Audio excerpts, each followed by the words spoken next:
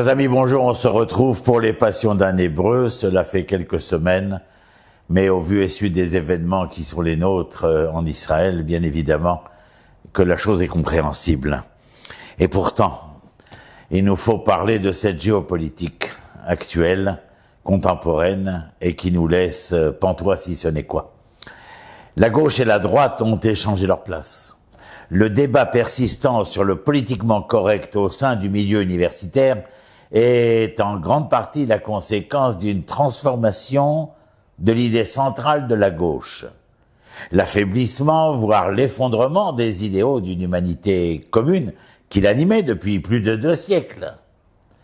Certaines attaques de la droite, mais pas toutes, sont fallacieuses. Par exemple, la droite entend beaucoup parler de la dangereuse politisation de l'anglais et des études féminines aux États-Unis, mais aucune plainte lorsqu'il s'agit d'économie ou d'affaires. Mais cela ne doit pas masquer une ironie troublante, mes amis. La droite, traditionnellement gardienne des privilèges de quelques-uns, parle désormais, oui, désormais, dans un langage apparemment général du mérite, de la raison, des droits individuels et de la vertu qui transcende la politique. Alors, qu'à notre grand étonnement, une grande partie de la gauche est tellement préoccupée de démystifier les généralisations et d'affirmer les différences entre les groupes, aussi réelles soient-elles, souvent, qu'il a cédé le langage même de l'universalité qui était son droit de naissance. Et tout au contraire, ces dernières années, voici que notre gauche a eu du mal à aller au-delà de ce qu'on appelle désormais la politique identitaire, une politique qui s'enracine davantage dans l'affirmation de soi du groupe que dans les tentatives de créer de larges alliances. Bien entendu, les groupes opprimés doivent toujours lutter pour surmonter leur statut de seconde classe. L'égalité n'en exige pas moins, nous le comprenons. Mais ce qui a commencé à la fin des années 60 comme une affirmation de dignité par divers groupes, un remède à l'exclusion et au dénigrement et une demande de représentation des sans-voix, a développé ses propres habitudes et méthodes de réduction au silence. À l'extrême dans l'académie universitaire, bien entendu, mais aussi à l'extérieur, les normes et les traditions sont désormais considérées comme de simples camouflages destinés à des intérêts particuliers. De nombreux débats reposent sur l'idée qu'il existe une différence fondamentale entre X, les femmes par exemple, ou les personnes de couleur, et Y, les hommes blancs. Que X fut opprimé ou réduit au silence par Y devrait donc être embauché, promu, remis au goût du jour, lui donner de nouvelles lettres de noblesse, et spécialement représenté sur les listes de lecture, les grilles de lecture, et lors de nombreuses conférences de certains intellectuels mal embouchés.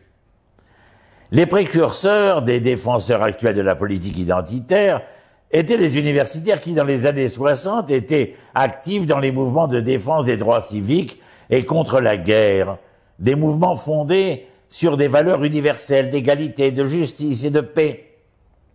Et nous y avons participé personnellement. Ces campagnes politiques et leur hypothèse universaliste sous-jacente ont façonné le travail de ces chercheurs, de ces manifestants, de ces activistes dans les années 70. Légitimer l'histoire et la littérature des femmes, renforcer les études sur le travail, repenser l'esclavage et le massacre des Indiens, ouvrir le canon à des traditions jusqu'alors réduites au silence. Mais contrairement à cette génération de professeurs, d'intellectuels, de philosophes ou de nouveaux philosophes, la plupart des jeunes universitaires d'aujourd'hui n'ont aucune expérience politique des mouvements de masse en faveur d'un changement général et d'ailleurs aucun contact avec un parti démocrate de centre-gauche prospère, dirais-je. Pour eux, se battre pour un langage approprié, une représentation symbolique, que ce soit dans le programme ou la faculté, une action positive ou même des styles musicaux est une fin en soi, le principal moyen de revendiquer leur politique, dirais-je. Ces radicaux de l'après 60-70 ont trouvé l'universalisme vide de sens presque, au pire encore, comme une couverture pour le pouvoir blanc hétérosexuel et masculin. L'intensification des politiques identitaires est indissociable d'une fragmentation de ce que j'appellerais la politique du point commun, un cadre de compréhension qui reconnaît la différence, mais la considère dans le contexte de ce qui n'est pas différent, de ce qui est partagé entre les groupes. Dans une large mesure, les choses se sont effondrées pour la gauche parce que le centre n'a pas pu tenir, car chronologiquement l'éclatement des politiques du commun est antérieur à l'épaississement des politiques identitaires.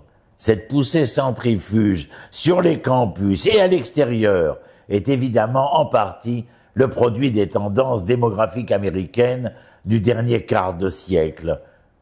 Entendez bien, immigration croissante en provenance d'Amérique latine, d'Asie et d'Afrique, une fuite, je dirais, entre guillemets, blanche des villes, de la cité, l'intégration des campus à la suite des victoires des droits civiques, concurrence croissante pour des ressources rares. Ces bouleversements, mes amis, ont eu lieu dans le cadre d'une histoire plus longue de politiques émancipatrices qui ont parcouru l'Occident depuis les révolutions de 1776, 1789, 1848. Au cours des 2 derniers siècles, les croyants en une humanité commune se sont regroupés autour de 2 grands idéaux progressistes, l'idéal libéral, inscrit dans la Déclaration d'indépendance et plus tard dans la Déclaration des droits de l'homme et des citoyens. Et l'idéal radical qui s'est cristallisé sous le nom de marxisme.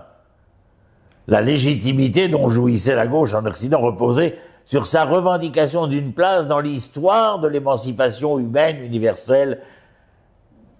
Quels que soient ses immenses échecs, défauts et péchés, la gauche aspirait à s'adresser non pas à des hommes et des femmes en particulier, mais à tous au nom de leur position commune. Et croyez que je sais de quoi je parle. Qu'ils soient libéraux, socialistes, réformateurs ou révolutionnaires, les hommes et les femmes de gauche cherchaient à convaincre leurs auditeurs de considérer leur intérêt commun en tant que citoyens. Les libéraux ont mis l'accent sur les droits inaliénables, à la vie, à la liberté et à la recherche du bonheur, des idéaux qui, même s'ils sont piétinés dans la pratique par ceux qui étaient blancs, masculins et possédants, pouvaient néanmoins, au moins en principe, être invoqués par les groupes opprimés. Marx, lui aussi, a formulé sa politique en termes universels, arguant qu'une classe universelle, les travailleurs, était destinée à surmonter ces différences particulières et à réaliser une identité commune.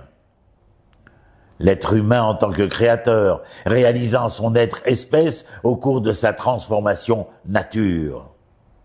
De ce point de vue, le radicalisme intellectuel du début des années 60 peut être vu comme la recherche d'une politique universaliste susceptible de remplacer un marxisme qui commençait alors à perdre de sa légitimité. La gauche s'est tournée vers la démocratie participative et les droits civiques. Mais cette démocratie participative, bien que théoriquement accessible à tous, était en pratique adaptée aux étudiants qui avaient le temps et l'énergie à consacrer à des réunions interminables, ce que nous appelions à l'époque les AG, Assemblée Générale, et où le lieu de rassemblement par excellence, dirais-je, était le palais de la mutualité. Le mouvement des droits civiques, initialement formulé en termes universalistes, n'a pu unifier la gauche que jusqu'à ce que la ségrégation légale soit vaincue dans les années 64-65. Une fois l'intégration et le droit de vote assurés, du moins sur le papier, je parle bien évidemment des droits civiques de...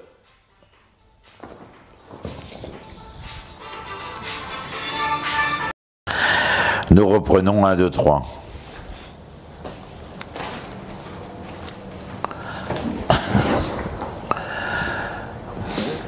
Une fois l'intégration et le droit de vote assurés, nous parlons bien entendu des droits civiques aux États-Unis comme exemple, Du moins, en tout cas, ce droit de vote assuré sur le papier.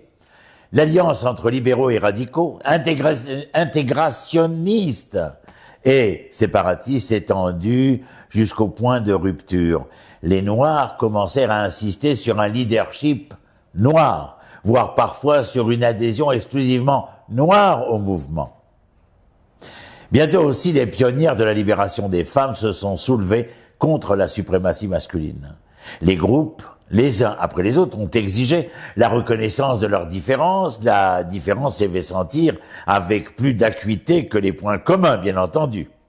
L'éclatement de la nouvelle gauche universaliste était inévitable, même s'il fut un temps atténué par les exigences de la guerre du Vietnam, les US Go Home que nous écrivions sur les murs de Paris et de sa banlieue, et les points communs de la culture de la jeunesse, avec la création, si certains s'en souviennent, des maisons de la culture qui permettaient justement ce rassemblement et ces retrouvailles autour des points communs de la culture. S'il semblait y avoir eu à la fin des années 60 un grand mouvement, c'était en grande partie parce qu'il y avait une grande guerre. Mais les divisions de race, puis de sexe et d'orientation sexuelle se sont révélées bien trop profondes pour être surmontées par un quelconque langage d'unification. Il y avait un style rhétorique persistant de radicalisme universaliste qui apparaissait. Mais la passion politique s'est divisée en éléments divers et différents. La politique identitaire qui en résulte aujourd'hui mérite d'avoir inspiré de puissantes études sur l'histoire, la littérature et toutes sortes d'idées antérieures. Elle s'est également révélée plus excitante et plus énergisante pour les militants que la politique du commun. En particulier dans les années 80 avec des luttes pour l'embauche, les exigences, les programmes d'études qui ont eu lieu à une époque de ressources de plus en plus rares. Dans les mouvements des années 60, les bénéfices des politiques identitaires ont été multiples. Elles offraient des expériences de solidarité, d'appartenance, des remèdes à des injustices spécifiques, ainsi que des réservoirs de recrues prêts à l'emploi. À mesure que la publicité, le marketing, la télévision par câble, la musique populaire sont devenus de plus en plus spécialisés, divisant le public de masse en segments de plus en plus restreints, la politique universitaire également s'est, enfouie dans ce tunnel qui devenait de plus en plus sombre et qui obscurcissait la précision d'entendement et de discernement. L'attention de la gauche est désormais portée sur l'affirmation de soi du groupe plutôt que, par exemple, sur les campagnes contre la pauvreté ou la faillite de l'enseignement public. À mesure que les territoires autrefois exclus ont été reconnus dans l'académie, toute aspiration persistante à l'universel a été largement abandonnée. Tout ce que je dis est bien entendu valable, ou comme nous disons copier-coller aujourd'hui, puisque les États-Unis restent l'élément idolâtré et référentiel pour l'Académie israélienne. Quel que soit l'universalisme qui subsiste aujourd'hui, il repose moins sur une humanité commune que sur un ennemi commun, le fameux mal blanc. Mal avec un accent circonflexe, mes amis. Alors que la défense des droits des groupes repose souvent sur une logique puissante, l'idée d'une Amérique, par exemple, commune, et l'idée d'une gauche unifiée, deux grands héritages des Lumières ont perdu de leur force. En conséquence de ce que nous avons dit, nous nous trouvons aujourd'hui dans une situation des plus singulières. La gauche et la droite ont ainsi échangé leur place.